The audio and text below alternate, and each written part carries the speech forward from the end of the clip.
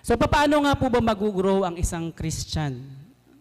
Actually, marami po tayong mababasa sa Biblia na magtuturo kung paano tayo mag-grow spiritually. Pero gusto ko pong tingnan yung mga verses na ibinigay ng Lord sa atin sa umagang ito. Sinasabi po sa salita ng Diyos na kung wala si Kristo sa ating mga buhay, we are spiritually dead. Makakaamin po ba kayo doon? Kung ang Panginoon po ay hindi nagahari o hindi pa po natin tinatanggap sa ating mga buhay, sa harapan ng Diyos, tayo po ay patay. So nakikita po natin itong mga halaman na ito. Yan, sa harapan.